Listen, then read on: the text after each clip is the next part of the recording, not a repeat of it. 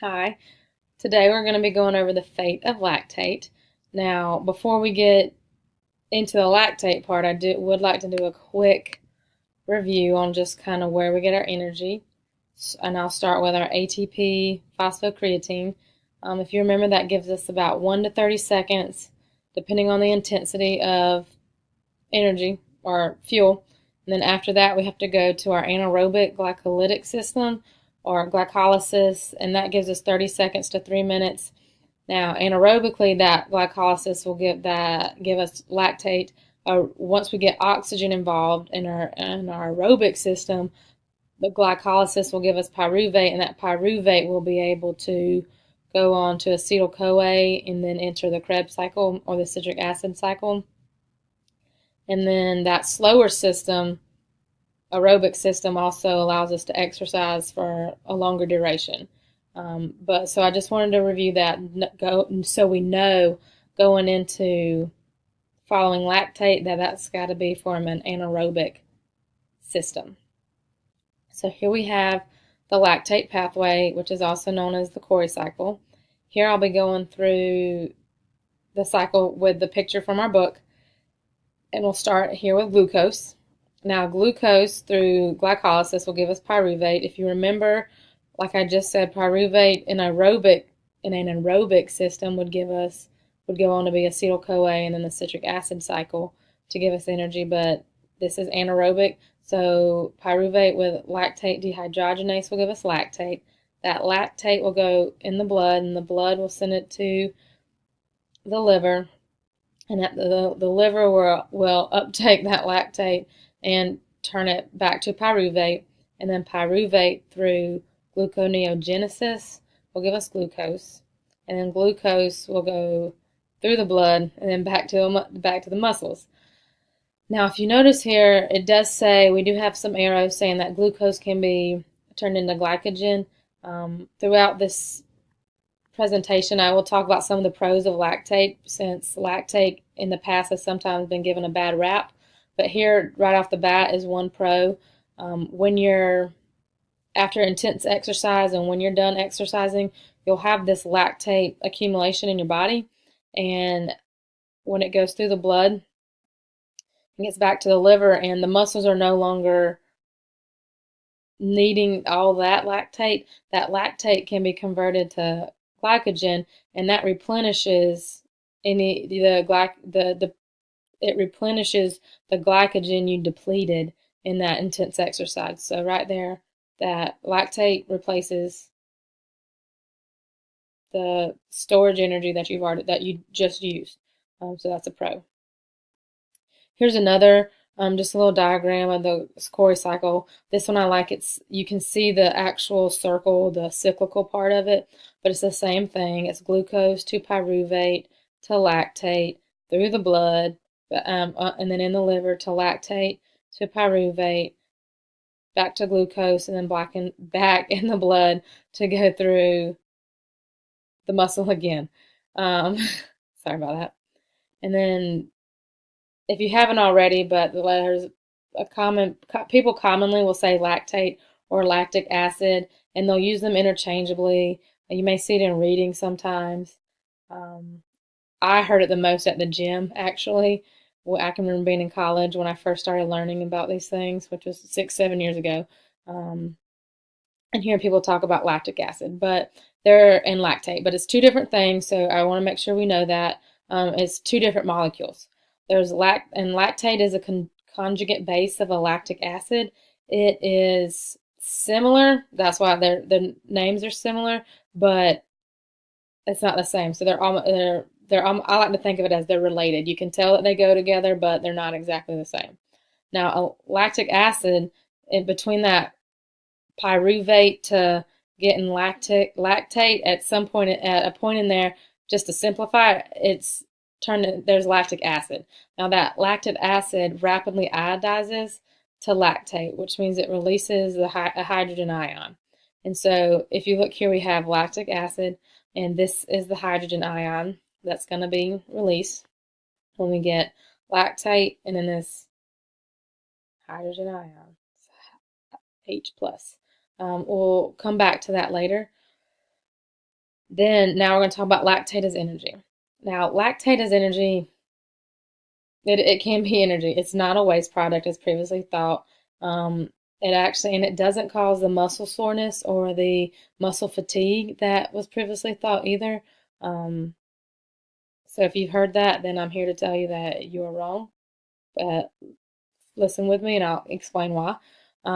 As I mentioned earlier, that lactate is sent to the liver and then converted to glucose and then back to the muscle to continue anaerobic glycolysis. So right there, that anaerobic glycolysis is going to give us energy. It's going to provide a fuel for us to keep doing what we're doing or to move. So right there, we're moving, energy. And here we have McArdle says from our textbook, it provides chemical energy that accumulates with intense physical activity. Provides energy. Lactate can be used as fuel, says Chatham. Fuel, that's energy. Waterbury says lactate can be used to fuel muscle contractions. It keeps you going. Again, lactate keeps you going. So right, that's another pro. It keeps you going. Now, lactate, you may not know that it's being produced at rest and during moderate physical activity. So it's not just something that's produced during strenuous or high intensity activity. It is being produced, but it's also being, in a sense, absorbed or used at the same rate it's being produced, so it's not very noticeable. Now, during strenuous physical activity, which when the energy demand is going to exceed your oxygen supply, that's when you start to notice a difference. Because you're needing the oxygen to keep that your body fueled, and you're not getting the levels you need to continue, your body's going to start to rely on your anaerobic systems, and that's where lactate comes into play through that anaerobic system to keep providing energy. One thing we learned about earlier in chapter 7 was our blood lactate threshold, and here you can see that at an untrained level, your blood lactate threshold is about 50 to 55% of your VO2 max. For a trained individual, it's about 75% of their VO2 max. And this is important because at their blood lactate threshold level, and if you keep studying lactate, you'll find out the lactate threshold and other levels, that's when you'll see a speed and power drop. Your speed and your power drops off substantially. So if you're an athlete, for most sports or most events or whatever you are training for, you want your blood lactate threshold to be later. You want it to be at a higher VO2 max because that means you can go at higher intensities for a longer amount of time, and that's what you want. Fortunately, you can train to increase your blood lactate threshold. So you may, at an untrained level, you may start at 50 to 55% of your VO2 max, but you can work your way up and gain a higher blood lactate threshold level. And that studies show that that's done through high intensity workouts, or like high intensity interval training, resistance training. There's also training at that submaximal max level for as long as you can go. And all those things can increase that blood lactate threshold level. Now, we'll throw out an example here with just lactate, how it's going to work in your body. And let's say you're running fast or sprinting. There's various reasons for sprinting. You missed the bus, you're running a race, chasing a dog. It doesn't really matter, but you're running fast. Now, your body's going to be burning carbohydrates. You're going to produce more lactic acid as that intensity goes up.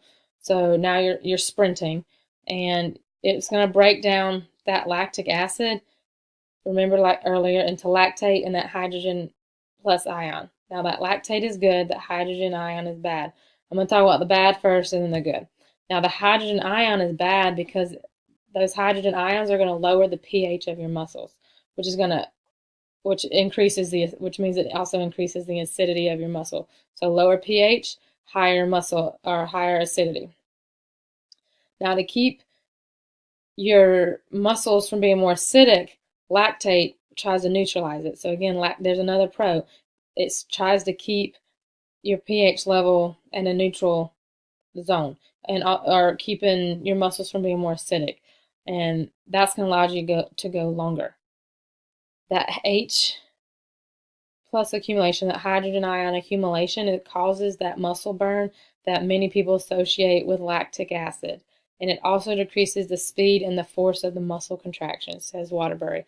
So it's not lactate and it's not lactic acid that cause that muscle burn and that decreased speed and the other factors with that blood lactate threshold level.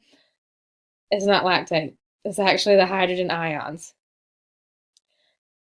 And now we're going to look at the effects of intense physical activity. So not just strenuous, but intense.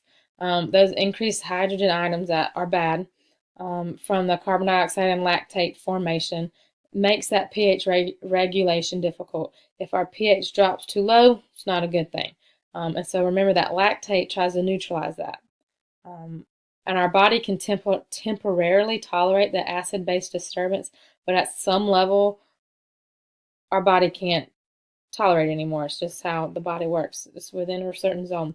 Now, that plasma pH, once it is below or less than 7.0, that's when we're going to start having these side effects of nausea, headache, or dizziness. And once you reach that level and those side effects, your exercise intensity is probably going to have to drop. I don't know many people that can continue to exercise through those, but eventually your body's just done. And it's not the fault of lactate.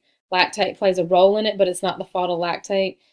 In fact, it's more the fault of the hydrogen ion accumulation. Here's my references, and I hope that clarified any issues or any certain beliefs you had about lactate. If you got any questions, let me know.